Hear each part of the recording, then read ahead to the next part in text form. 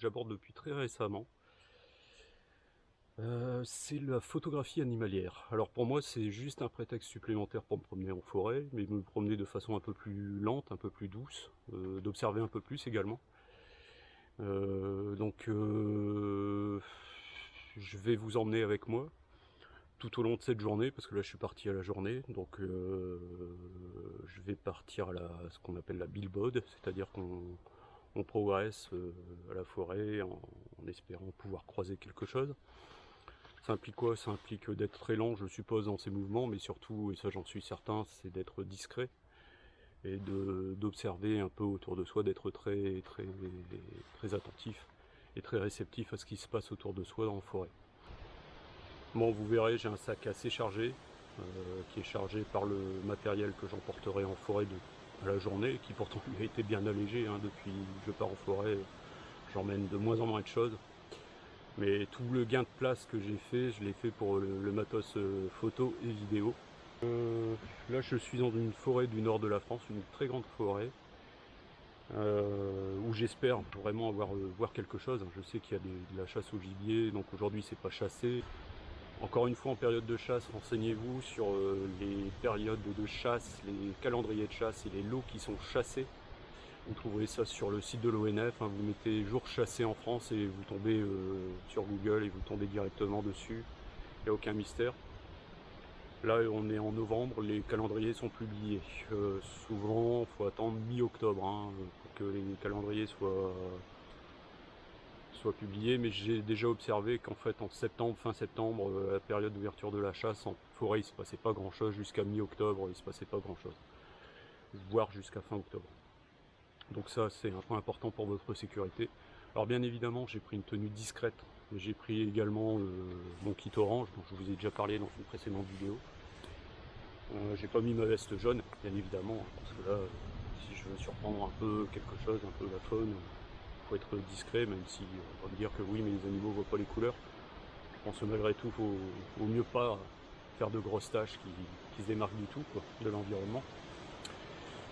Bah écoutez, assez parlé pour l'instant, je pense que on va y aller.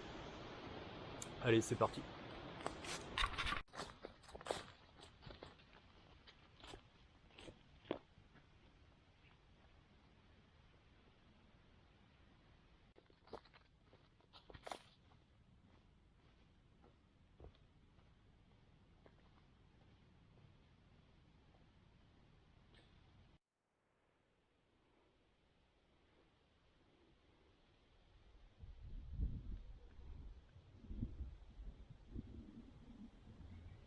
Bon, donc là, ça fait une petite heure, un petit 3/4 d'heure que je marche. Je me suis assez enfoncé dans la forêt pour, je pense, pouvoir préparer mon matériel. Je ne l'ai pas préparé tout de suite, au moins l'exposer malgré tout. Comme je vous le disais en préambule, en plus du matériel que vous prenez pour une sortie à la journée, et moi dans mon cas que j'ai pas mal allégé, notamment pour cette sortie là, il y a un matériel spécifique évidemment si vous voulez faire de la photographie animalière. Alors je vous le dis tout de suite, hein, je le répète, je suis pas pro, je vais pas vous parler de spécificité, d'objectifs, de tout ça, parce que je suis pas qualifié pour, et il y a des chaînes qui font ça beaucoup mieux que moi parce qu'eux sont qualifiés pour. Moi je vais juste vous montrer ce que j'ai pris au fur et à mesure. Ça fait 2-3 ans que j'envisage ça, que je regarde, mais bon malgré tout j'ai pas pratiqué assez pour être vraiment à l'aise. Donc je vais juste vous montrer ce que j'ai pris. C'est pas du matériel fifou, hein, à part le boîtier, je crois que le reste c'est pas non plus, c'est pas ce qu'il y a de mieux. Mais maintenant, enfin voilà, on peut trouver des matériels pas trop chers et assez qualitatifs.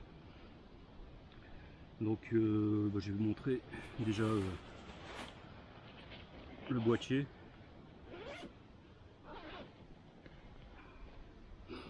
Alors, dans une pochette faite maison par ma douce, chère et tendre.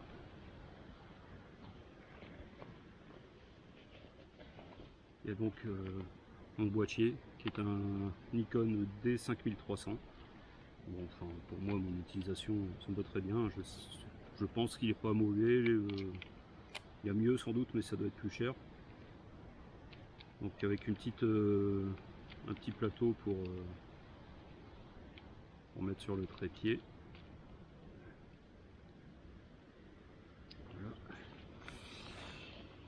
J'ai pris un objectif de chez Tamron, un 70-300.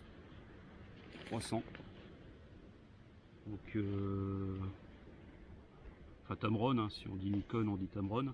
Sinon on dit Nikon et Tamron.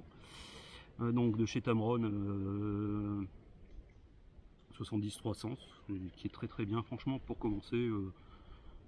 C'est amplement suffisant ça. Et puis l'objectif, parce que j'ai pris là, enfin celui-là je l'ai parce que j'ai eu un prix défiant toute concurrence, j'étais pas pour l'acheter, mais ça fait quand même autre chose quoi. Ça fait plus pro, donc c'est un, hop là, le pare-soleil est resté au fond. Donc voilà, un 150-600, donc toujours de chez Tamron. Le prix de base est beaucoup moins cher que les objectifs, par exemple Nikon si vous avez un boîtier Nikon. Mais bon, enfin, voilà, je vais pas faire tout l'historique du truc, c'est pas le sujet, mais moi je l'avais eu à un prix défiant toute concurrence. Et c'est pas mal, enfin c'est pas mal, c'est même très bien. Donc voilà quoi. Voilà avec quoi je vais partir aujourd'hui. En revanche c'est assez lourd, hein. Alors celui-là c'est le première génération, je crois qu'ils ont sorti un seconde génération, enfin pour moi ce que j'en fais, ça c'est très bien. Voilà quoi.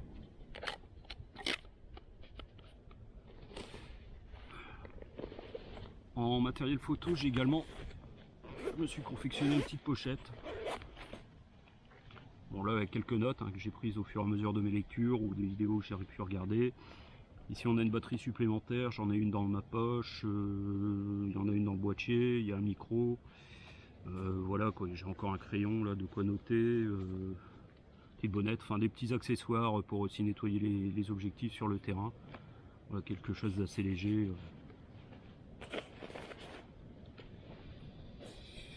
Outre les objectifs et l'appareil photo et ses accessoires, ben bien évidemment il y aura le trépied. Donc je sais plus la marque de ce trépied là, il est pas, c'est pas le plus léger, hein.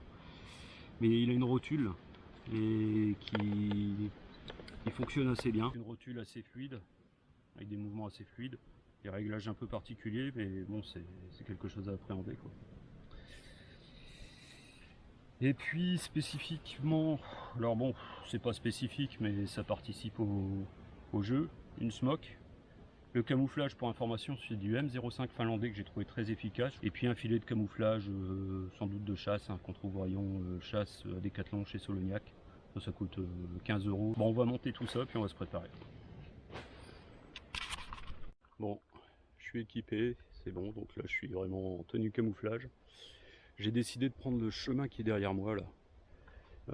Il s'enfonce un peu plus dans la forêt, donc là je vais pas trop filmer pour être le plus discret possible. Et puis je vous retrouve tout à l'heure. Allez, c'est parti.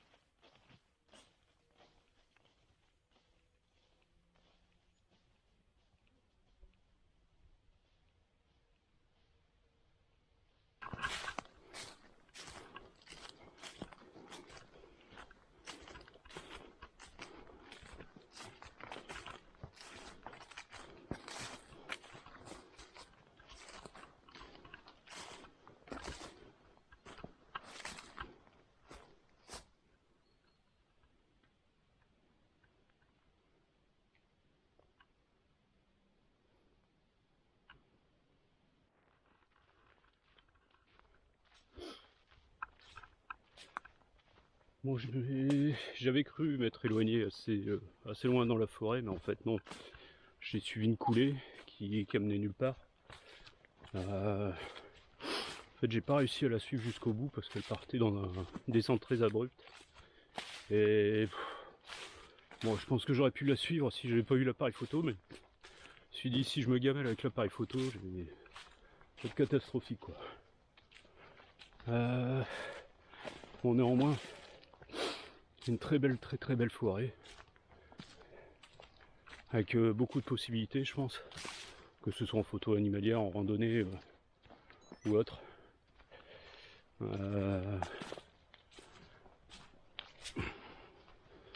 Bon, je poursuis toujours ma quête. Là, je suis vraiment à la recherche d'une coulée. Coulées, c'est des traces hein, qu'on voit dans la végétation. On a un petit sentier qu'on devine emprunté par les animaux. Donc pour l'instant, j'en suis là, quoi. Je cherche, c'est ce que je cherche. Allez, on continue la progression. Ce que je cherche, donc, ce sont ces traces-là. Et vous voyez qu'en fait, c'est piétiné, que ça fait un petit...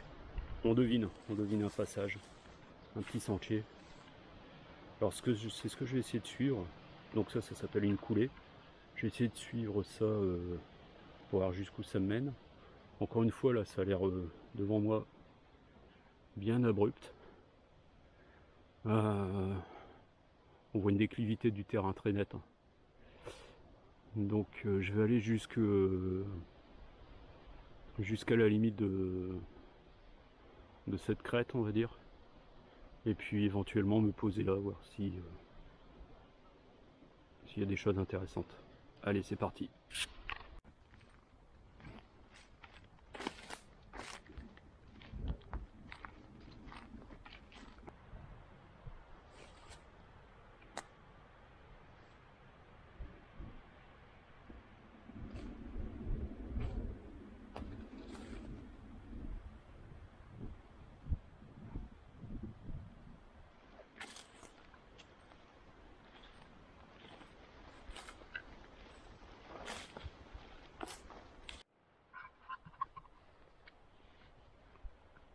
On va essayer d'être très discret parce qu'il y a quelque chose qui bouge là-bas.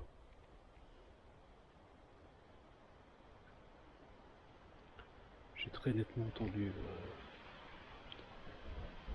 dire des pas dans les feuilles mortes.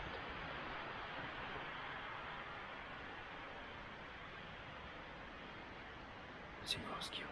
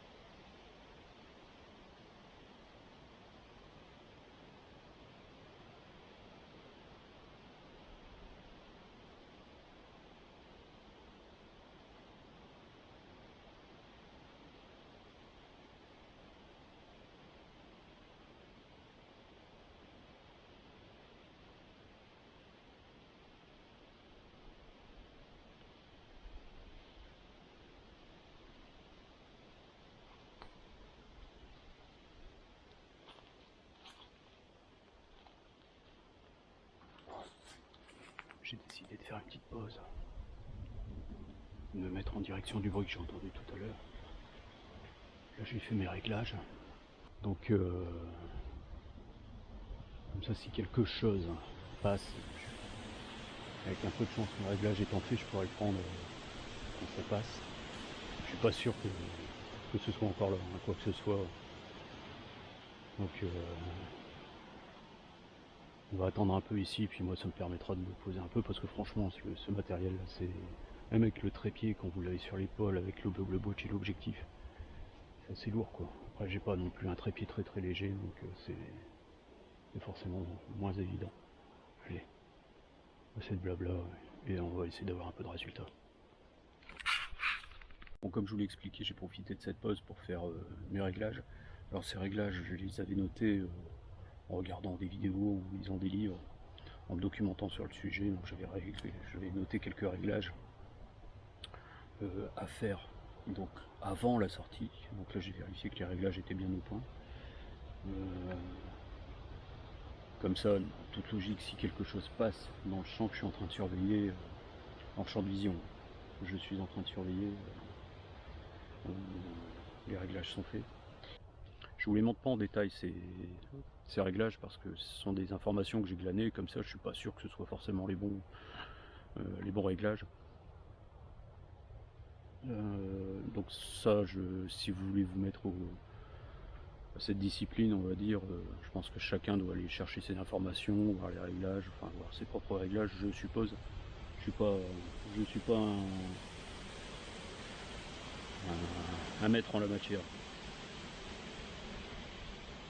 Bon, je crois que je vais revenir brocouille, comme on dit dans le bouchonnois.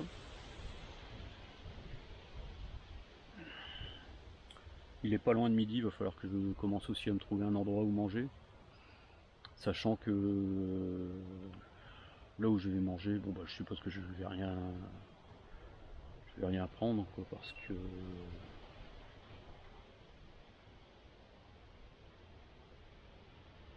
attendez, il y a peut-être quelque chose qui se passe. Il y a quelque chose qui a bougé là-bas.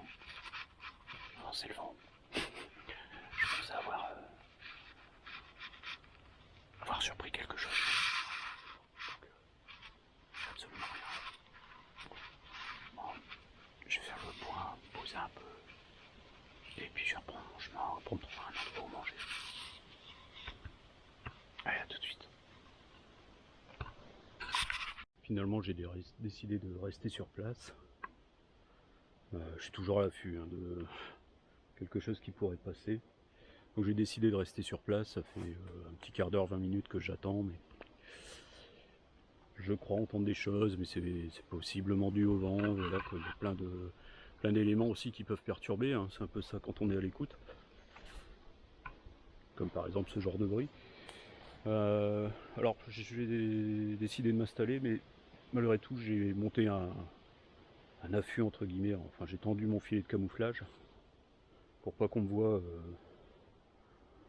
en train de tambouiller. Enfin, pas tellement être surpris par quelqu'un. C'est surtout pour les animaux, si jamais, enfin, me donner des chances, on va dire, de voir quelque chose, de voir sans être vu. Je vais vous montrer ça tout de suite. Alors, je sais pas si vous le voyez, en fait, il est derrière moi. Je sais pas si on le voit sur la caméra. Donc je suis caché moi derrière cet écran, ce filet de camouflage. La caméra est sur le côté. Elle est dissimulée sur le côté, hein, l'appareil photo. S'approcher un peu.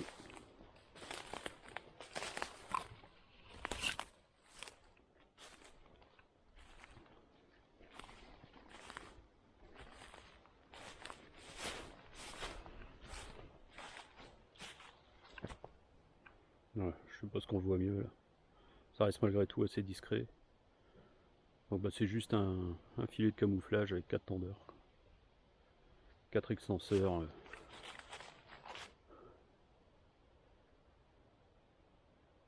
Voilà, je pense. Je vais le baisser peut-être un peu pour être encore un peu plus discret. Le champ de vision qui m'intéresse, je vais vous montrer.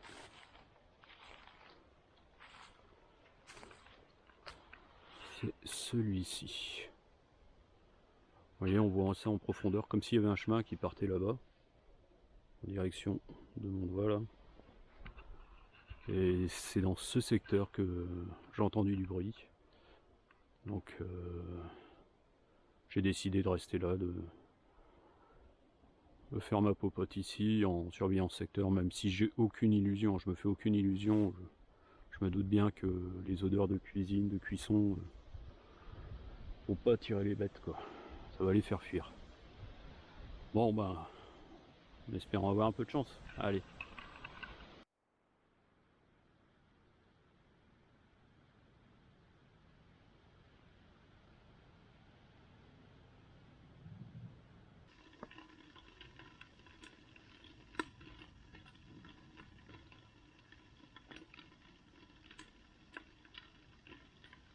Bon bah, comme vous l'avez vu, j'ai décidé d'allumer un feu, parce qu'en fait, enfin d'allumer mon réchaud à bois. Parce que vu l'abondance de petits bois qui est autour de moi, bah, j'avais envie me remettre un peu à ça. Ça fait longtemps que je ne l'ai pas utilisé ce feu. Je ne l'ai pas filmé parce que enfin, j'ai pas eu le réflexe de filmer et puis voilà quoi. Je vais allumer ça donc au silex et au briquet. Briquet en fer, hein, chargé en carbone. Ça me permet, cette sortie, ça me permet aussi de me plonger dans les fondamentaux parce que ça fait longtemps que je suis pas sorti seul comme ça. Et une petite parenthèse que j'ouvre justement.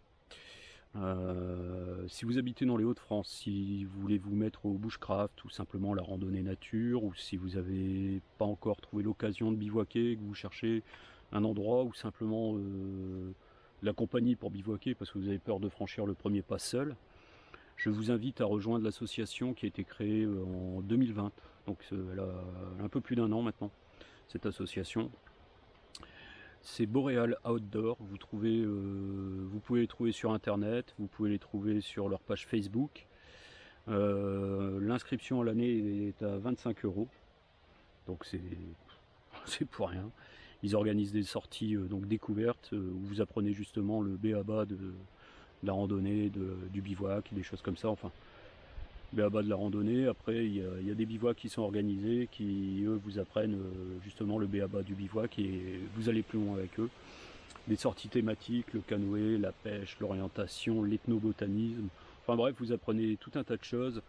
Même si vous ne participez pas à toutes les sorties, si vous êtes juste inscrit aux sorties découvertes pour 25 € à l'année, ça vaut le coup, je vous y engage. Allez-y, allez les retrouver, c'est une équipe de gens qui veulent avant tout partager. Et franchement, pour 25 €, bah vous ne perdez rien, vous ne risquez rien, même si ça vous plaît pas, vous n'aurez perdu que 25 € pour une année. Ça va faire 2 heures que je suis ici, un peu moins peut-être, bon. Il s'est pas passé grand chose en fait, il s'est rien passé du tout. Après je crois que c'est pas l'idéal de faire un feu quand on fait un affût.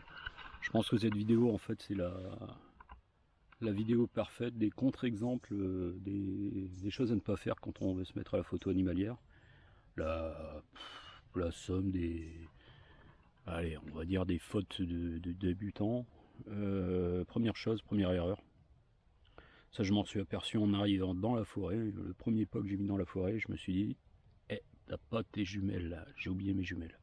Et ça, c'est vraiment regrettable parce que c'est quand même un outil essentiel dans la prise de vue, enfin tout au moins dans le repérage de ce qu'on veut prendre. Bon, après, voilà, hein, c'est le jeu, ma pauvre Lucette. Quoi d'autre? Oui, le feu à l'affût. Encore une fois, c'est même pas un feu au sol, hein, c'est un feu dans un réchaud à bois, mais je suppose que c'est pas non plus l'idéal. Bon là je me fais juste un petit thé puis je crois que j'ai remballé parce que le temps commence à être à la pluie. Je suis pas sûr que l'appareil photo apprécie des masses, hein. J'ai pas un appareil photo tropicalisé.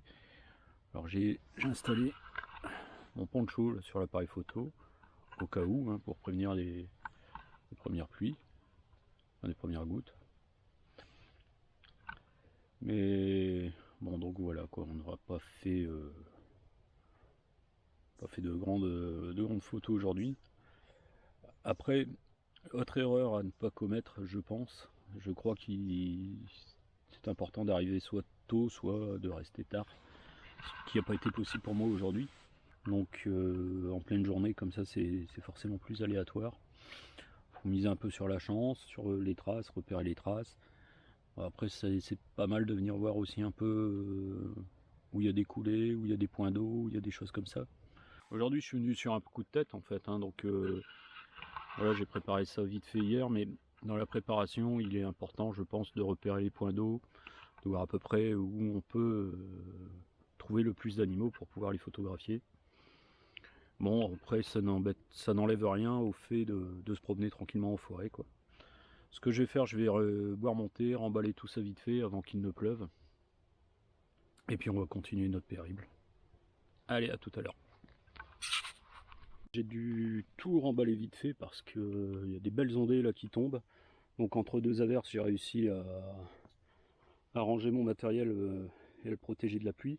Mon poncho, dont on voit les ficelles ici, est prêt à être sorti. C'est vraiment des nuages qui arrivent entre entre deux éclaircies. Alors je sais pas si c'est deux éclaircies entre deux ondées ou deux ondées entre des éclaircies. Bon bref, voilà quoi, c'est pluie intermittente. Bon bah écoutez, je crois qu'il est temps de repartir doucement vers la voiture, en espérant qu'entre temps je puisse faire quelques photos, faire une ou deux photos, de croiser quelque chose. On verra. Allez, sac à dos, et c'est parti.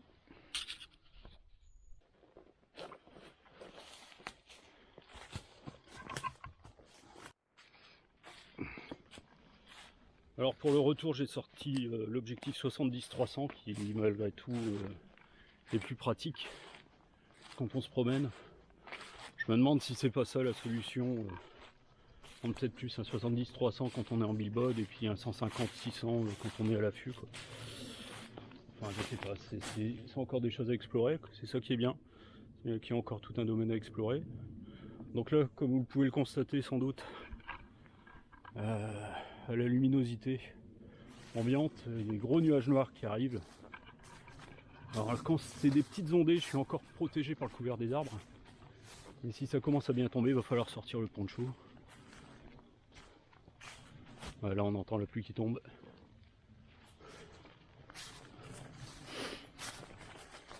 Bon bah ça sent le retour tout ça.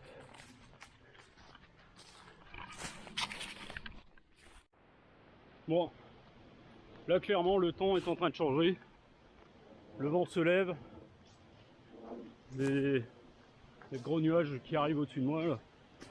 Donc j'ai décidé de retourner directement à la voiture. Pas trop traîner quand même. Bon bah écoutez, j'espère que cette vidéo vous a plu. J'espère en refaire bientôt d'autres comme ça sur la photographie animalière, parce que, alors pas forcément sur la photographie animalière non plus, mais aussi sur la photographie animalière, parce que j'aime bien le concept. Donc peut-être que la prochaine fois je serai plus dans une phase de repérage pour un affût. Bon, on se retrouve très bientôt. Allez, portez-vous bien, bye.